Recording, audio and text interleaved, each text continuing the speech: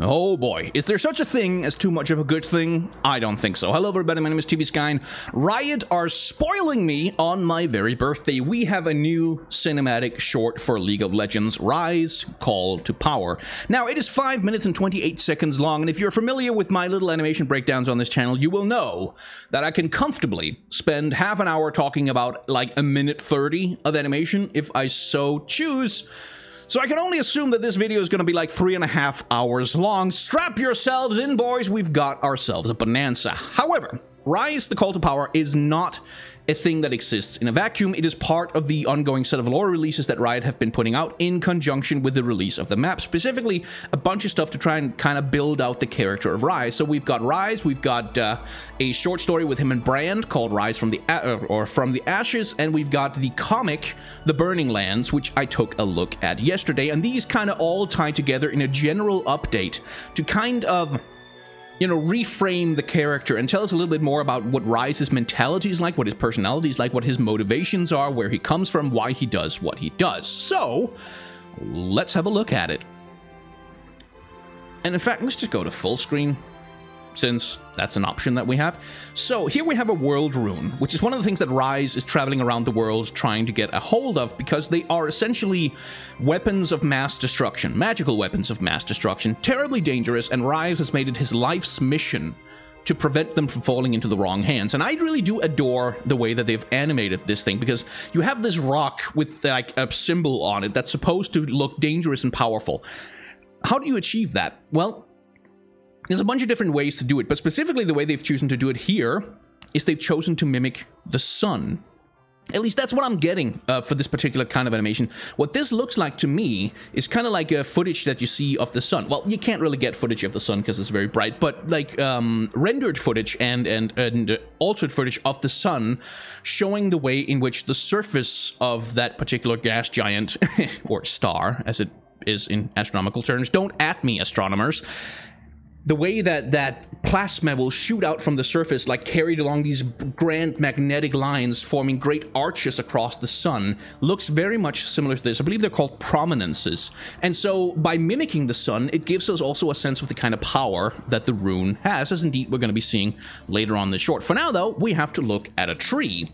Now, notice as the shot begins here that as far as your brain understands, this is just a normal-sized tree. Like, it's a tree. It has some leaves on it and a trunk and stuff. And then we get to the bottom, and then we see Rise, and all of a sudden, the size, the scale of the tree is reframed within our minds. And this is something I've talked about on the channel before, that if you want to create a certain level of scale, a certain sense of the relative sizes of things, one of the best things you can do is include a human figure in the image, because our brains, human brains, instinctively have a sense of how big human beings are allowed to be. How big is a human being? Well, we have a programmed in kind of sensation of what that is. Like, it's one of the reference points that our brains like to use when they evaluate the scale of things. And so the clever little visual trick that's being pulled off here is kind of tricking our brains into thinking we're looking at just a tree, I guess, some wood with some bark on it. And then the moment we get down here and we see Rise, we're reframed and we get the sense that, okay, this is a very extremely just giant-ass motherfucking tree.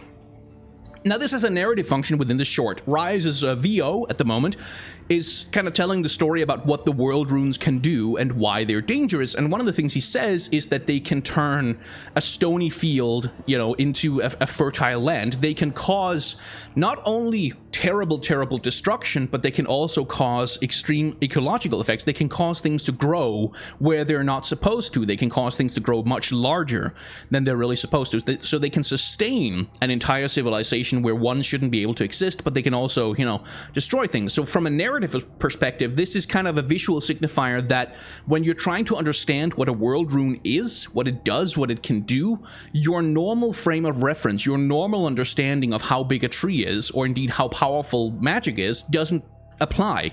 You have to think in much bigger terms. And by the way, that trick of having a human figure in the shot in order to provide a sense of scale, if you take a look at like romantic period paintings, like landscape paintings from the romantic period, the artists of that time did this all of the frickin' time. They did it all of the time. Like when you get these grand, magnificent landscape paintings from the time, what you'll find almost always is that somewhere in the shot, somewhere in the picture, the artist has inserted a tiny human figure, because the human brain will see that tiny human figure and go, oh my god, the landscape around them is enormous. And that was kind of the sensation that the romantic artists wanted to evoke in you, is they wanted you to feel overwhelmed by the grandeur and the splendor of nature. So they they discovered this little trick with, relative scale by inserting humans into the frame, which is it's not just a romantic, it's been used for a very long time to do that thing. But I'm just enjoying seeing it used here in the cinematography to establish that world runes can fuck with the natural order of things.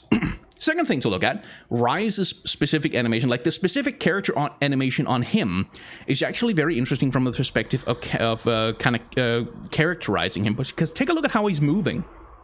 This dude is on a quest to save the world, right? But how is he walking up those steps? He's walking up them like he's tired, exhausted, or he's crippled, or maybe like he's carrying a great burden. Because these are not big steps. I could I'll be up on top of those. I'd be a lot faster than he is, and I don't have magic superpowers. So why is he slouching like that? Why is he kind of stumbling almost on his way? Well, because he's carrying an extremely heavy burden. What is that heavy burden? Well, that's going to be revealed in just a little bit. And there's a bunch of interesting visual tricks going on here. Take a look, by the way, on the design of the tree atop which the world rune sits here. Take a look at that spiral structure. That's going to come up again a little bit later. But speaking of burdens, what's the burden that Ryze is carrying? Well, the world rune. That's the burden. That's why he's moving so slowly. That's why he's dragging his feet, is because he knows what he has to do with the world rune. And that's going to come up. Well, another thing, by the way, that's worth noting is that one of the things that the visual artists make a point of is whenever Ryze is looking at the world rune, it is reflected in his eyes. You can see he gets a little dot of red reflecting the light of the world rune. That's going to come up a little bit later as a storytelling device, but just keep it in mind for now. Another clever little visual trick comes up right here. Whoom. Right? So we need to understand that Ryze is using some kind of spell in this moment to transport himself to the next shot. Like, we need some reason for the shot to transition from this environment to one that is entirely different. And this is just a clever little way to accomplish it. Just show a bunch of light effects and then cut to the next moment when he's realm warping into this tomb. And I also love the way that they've animated the magic here. See how it begins as this kind of circular swirl, kind of carving itself out of the air, and you can see it kind of traces a circle, which is of course the thing that the realm warp creates.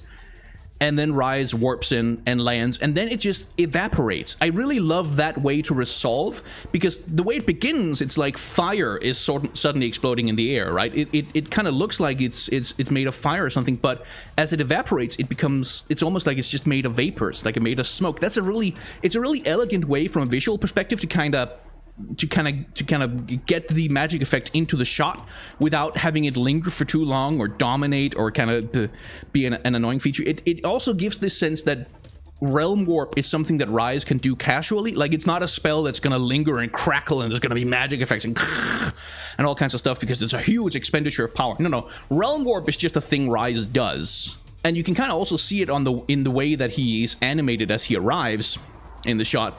Like, he doesn't slow down. He's not like, ugh, I spend so much of my power, I need a moment to recuperate. No, he's just like, he just kind of pops into existence and just casually walks on as though what he's doing is not a big deal, which again is accustoming us to the idea that he knows what he's doing. He's been doing this for a very long time, which is part of the characterization of the character, is that he's really old. He's been doing this for ages, and it's starting to get to him.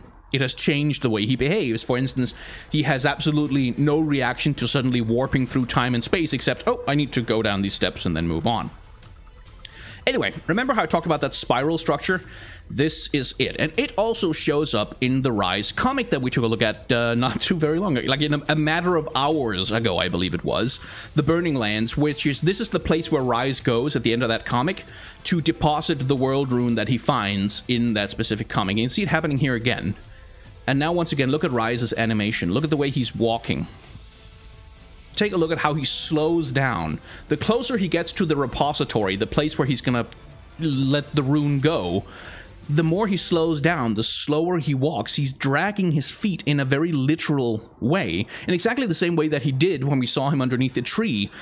He's doing it, but something is burdening him. Something is holding him back from doing the thing that he has to do. And this comes across a lot when you look at his facial animation right here as he's closing up. And you can kind of see he's kind of straining. It's almost like he's holding himself back from doing something. Because indeed he is. The world runes, you see, are not just magical artifacts that give you great power. They're kind of like the One Ring from the Lord of the Rings. They have power over your mind. Remember how I talked about every time Rise is looking at the world rune, it reflects in his eyes. Now here, he's straining against the world rune's influence. He's straining to put it down, to let it go. Something which anyone else who gets their hands on a world rune has a lot of trouble doing. And take a look at, as he's straining, he's kind of narrowing his eyes. And the light of the world rune in his eyes is not super prominent, but as he opens them, and as the rest of the scene darkens a little bit around it to kind of signify that the world rune is trying to affect him, it's trying to get into his head, to tempt him, the light of the world rune in his eyes also glows brighter. And that's just a wonderful, subtle little bit of visual storytelling that this thing, like the eyes are the window to the soul, so this thing is affecting him, and that's, as visual storytelling, that's just a really clever little way to do it, because you understand it instinctively when you see the scene without anyone having to spell it out for you. Although, I mean, I did just spend a few minutes spelling it out for you, so maybe I've kind of ruined it now. Another thing that's going on, by the way, is that the world rune, we can tell that what's happening here is being caused by the same world rune that he was holding in his hand just moments before. We can tell for a couple of reasons. First of all, because when we transition to the new shot, that world rune is foremost in the frame, but we can also tell because it's exactly the same visual effects that were established in the start of the short that are happening here, but on a much grander scale. So the visual design of the magic effects around the world rune, this is why they need to be special, this is why they need to be unique, so that when this scene happens, we understand without a shadow of a doubt that what we're being shown is what the world runes will do when they're deployed as weapons of war. In contrast to the giant tree we saw, which are kind of a depiction of what they can do when they're deployed for good, or in the service of goodness, or in the service of just growing a tree and growing some crops and giving you food and stuff. They can also just like literally just burn an entire town to the ground in one hit. Okay, here we come to Miss Fortune, and Miss Fortune here we come to a little bit of interesting trivia about this Rise short, because in the aftermath of the thing being released, I saw on Twitter a former employee at Riot who talked about how they were really excited to see the Rise short because that thing was in production even when they were at Riot. And I happen to know that they were at Riot like a couple of years ago.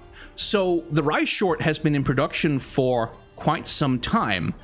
And the reason I'm bringing this up, as Miss Fortune is starting to play her little segment of the short out, is, well, let's just watch this sequence as she dives behind the mast once again. And hides herself behind it. Just keep that in mind for a second. Now take a look at this.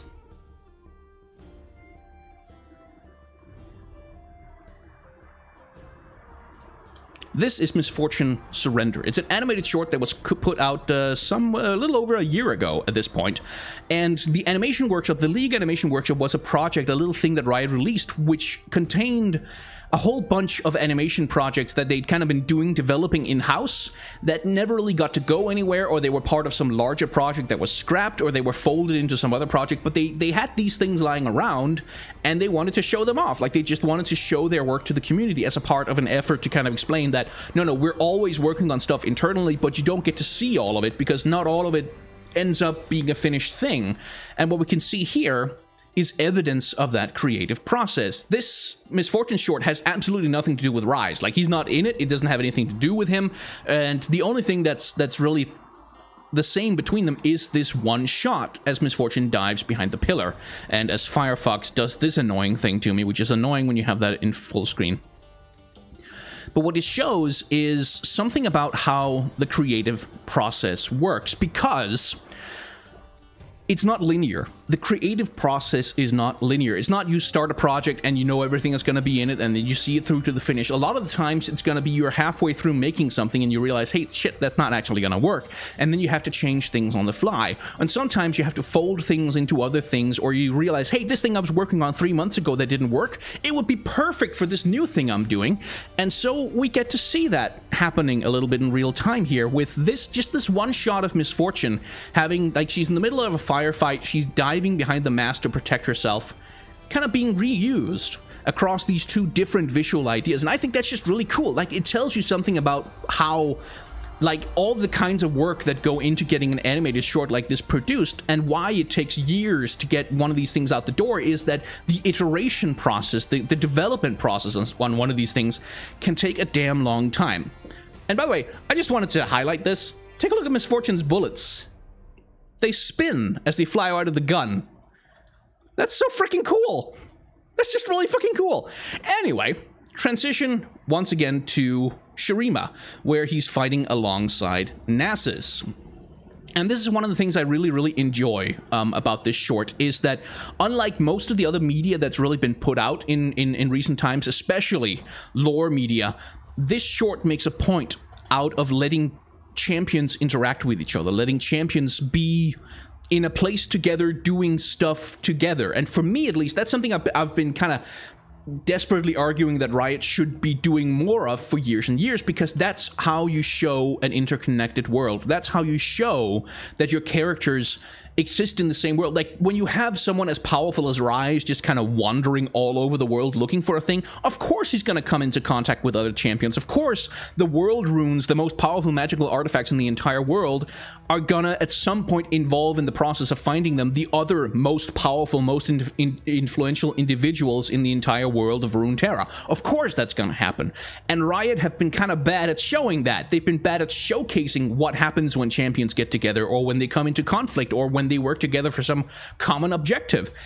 So I'm just really glad to see Nasus here helping him find a world rune in Shurima, which of course is important because, like, Nasus is the Scholar of the Sands. He would know something about where a world rune might be hidden, and he would also understand why Rise needs to take that world rune away, because world runes are terribly dangerous. And, like, imagine if Serath found one. That would be terribly bad. So it makes sense that Nasus would collaborate with him. And we get a few extra details, by the way, about this in the League of Legends map. If you go to the League of Legends map and click around a little bit right now, oh, come on. Gonna have to reload, I guess. Guess it crashed on me. So if you go to the map right now and you start clicking around, what you'll find is these little books that are suddenly hanging out on the map. And these little books are related to the 3 pieces of content that were put out: From the Ashes, Rise's Comic The Burning Lands, and Rise Call to Power. When you click on them, they explode into a bunch of little nodes all across the map. And as you can see over here,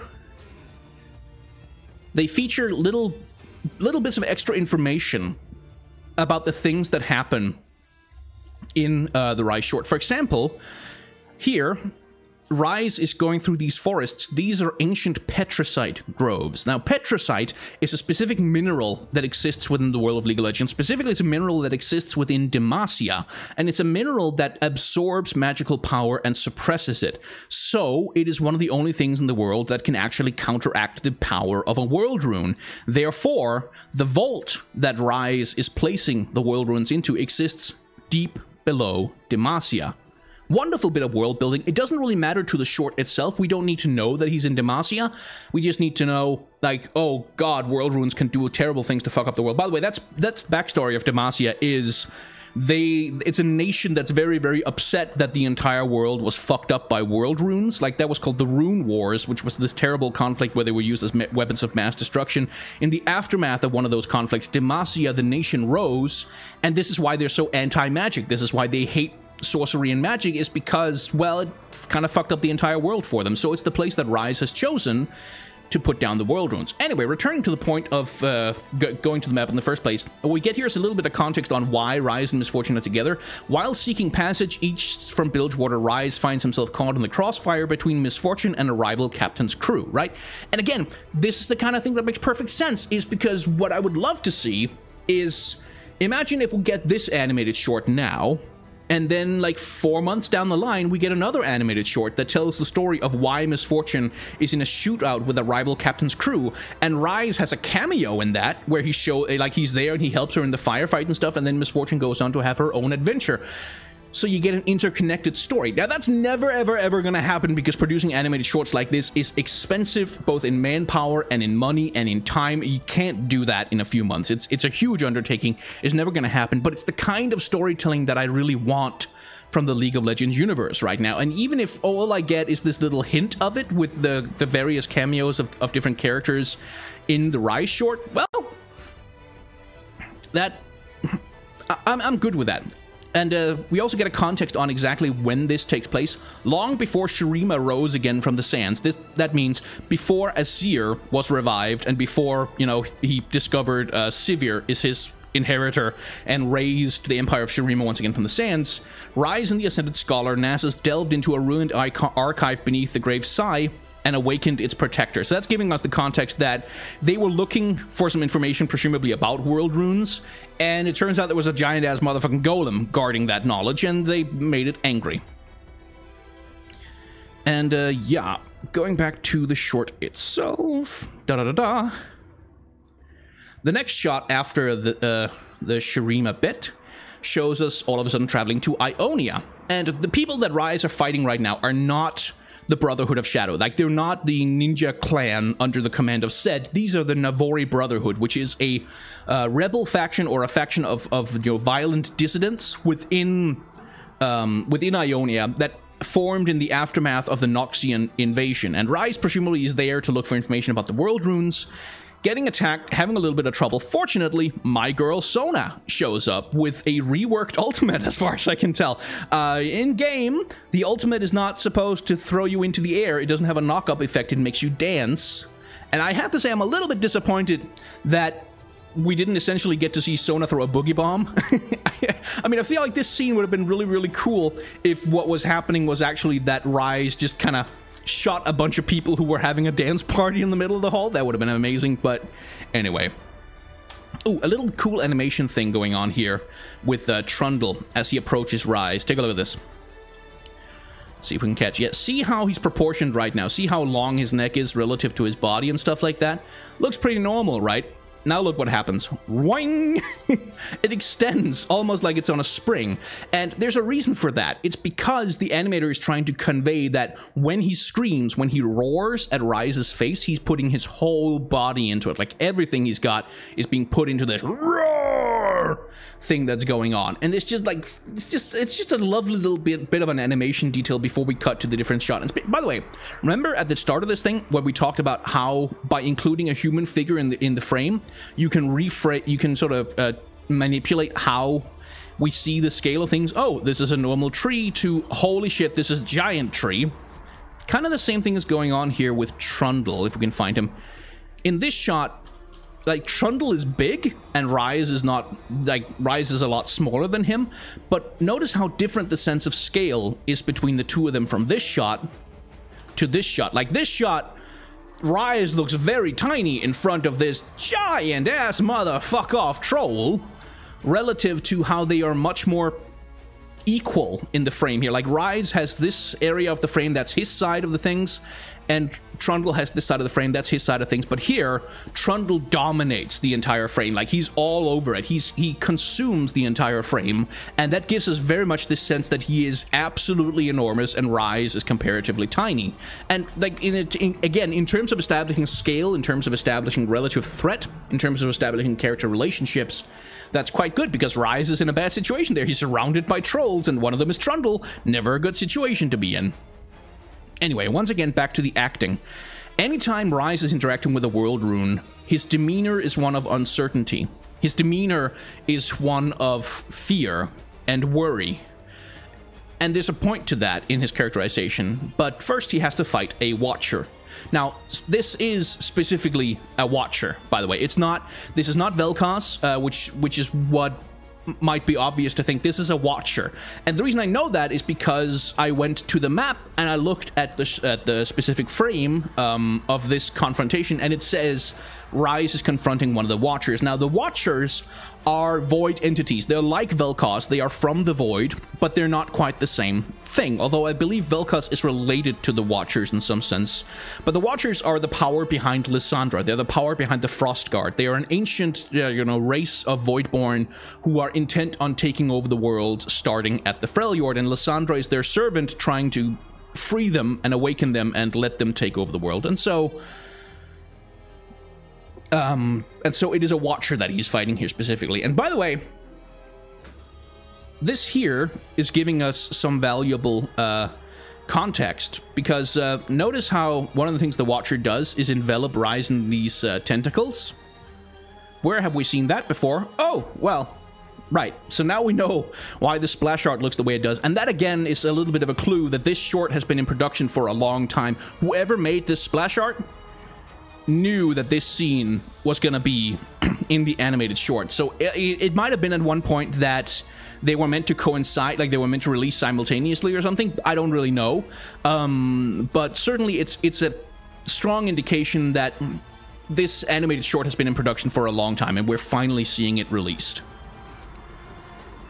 I just love this shot. This is just a really cool shot, like showing the Watcher kind of using its power, and Rise, how he... This is also something that comes up in the comic, by the way. We can tell how much of his power Rise is using by how much light is going on in his tattoos. So when he's using all of his power, whoom, full power on the tattoos. And when he uses all of his power, he can literally blow a Watcher the hell up, which is pretty cool. Once again, take a look at... I mean, it's hard to tell because the scene is pretty dark, but take a look at Rise's emotions, like the way his face works. It's like, he's not happy to have won. He's not happy to have beaten the Watcher. He's kind of like, oh, fucking hell, I have to deal with this shit now. Now I have to deal with this rune. Now I have to take this burden on myself. And you can kind of see that it's the memory of all the struggle and all the pain he had to go through in order to obtain the rune that finally gives him the resolve to let it go. And this, again, is something that's a plot in other parts of the Rise lore update. For example, the reason Brand turned into Brand at all is because he was tempted by a world rune. He grabbed it for himself, and it completely possessed him. It's the same thing in the comic that was released. It's all about a conflict over a world rune. One of Rise's companions gets a hold of a world rune and is barely able to let it go. After only having held on to it for a few seconds, they are barely able to let it go. And it's a feature that happens again also in Rise's biography. Details how he has to kill his old master because his old master becomes corrupted by the power of the world runes. And he has a short story as well that details how he has to kill one of his old friends because one of his old friends gets a hold of a world rune. And all of this ties into a fresh characterization of Rise. Well, not so much fresh, because it's kind of been part of him since his rework was released, but the characterization of Rise is this old, broken man who's been traveling the world for hundreds of years, seeing his friends, his allies, people he trusted, people he admired, people who should know better, fall to the temptations of power. Over and over and over again it happens, and it's affecting him, and it's breaking him, and it's making him extremely sad. And the only thing that's still keeping him going is his willpower, his knowledge, his personal, visceral knowledge of what the world runes can do and why they're not allowed to fall into the hands of anyone else. And that's something that also comes up in the VO that Rise has at the end of the short, is that some say I have too much power, some say I can't be trusted, but the only power I have is the power to let it go. Like, and this is very much the thing that's supposed to be at the core of Rise's characterization now, is that he's the only one in Runeterra so far who has demonstrated a consistent ability to hold on to the power of a world rune and let it go. The world runes are a lot like the One Ring. They corrupt you, they taunt you, they tempt you with promises of power, but they are too dangerous. you can't control them. They will control you. The power will consume you, which is what happened to Brand, which is why Brand is the way it is. And the reason I'm going back to this shot, by the way, is that this shot, I'm not sure, but I believe that this shot is from Ryze's biography. The biography is essentially just kind of a chronicle of some of the stuff I've already told you, how Ryze was a member of an order of mages whose mission had been to gather and protect the most dangerous artifacts in Runeterra. He learns about the world runes. He and his master travel around trying to get people to not use them, because wars are breaking out all over the place. People fighting over the world runes, people using the world runes to fight. And Tyrus and Ryze, Tyrus is his master, travel around trying to get people to stop. And some people do give it up. Some people do surrender the world rune because they understand how dangerous it is. But some people who don't caused the destruction of the village of Khorne. The village of Khorne is Ryze's home village. It's his hometown. It's where he grew up. And as it's described here, is the conflict breaks out. There's absolutely nothing they can do to stop them. Someone unleashes the power of a world rune on the village of Khorne, and the earth fell away beneath them, the bedrock itself seeming to retch and squeal, while the sky above them recoiled as if mortally wounded. They looked back upon the valley where the rival armies had stood and beheld insanity, destruction on a scale so massive that it defied all physical sense. The buildings, the people were all gone, and the oceans, once a day's journey to the east, had now rushed to meet them. Ryze fell to his knees and stared into the great hole torn in the world. Nothing remained. Not even the village he once called home. I think, although I'm not sure, that that's what's happening here. Possibly. I mean, if it was, then theoretically Ryze's master should also be somewhere in the shot, Tyrus, because he's also present for that, but I'm not sure. Like, it might be that it was supposed to be that moment, but then they changed some stuff in the lore later on. Who knows? But call it a theory. A game theory. Thanks for watching. Anyway, is that it? I think that's about it. I think that's all of the stuff I had to say. Like, generally, I really didn't want to spend a lot of time just going through the animation on this thing, because the animation is uniformly just kind of pretty great. It's really good. It's solid. It's got a lot of weight to it. The characters move in believable ways. I have a few nitpicks and criticisms here and there. Like, sometimes I feel like Ryze's acting is a little bit too on the nose. Like, for instance, like the way he's walking up these steps is like, yeah, I get it. He's carrying a burden. He doesn't have to move like he's crippled. It's sometimes it gets a little overblown, and sometimes also the facial acting as he's regarding the world runes and he's kind of struggling against them. It's especially apparent as he's letting the world rune go. Where is it? Here. Like, the way that he's emoting here with his face, and it's because he doesn't have speaking lines and we can't use words to express exactly what's going on there, so they're a little bit overdone. They're maybe a little bit overexpressive, but also this stuff has to translate into like 150 different languages all across the world, so it makes sense that you would want to go with animation that is as broad and as broadly understandable as possible, which is why he gets to be so overexpressive with his face, is just to make sure that it translates across cultural lines, that people in like people who have a different culture around how you emote with your face, how you emote with your body, will understand the intention.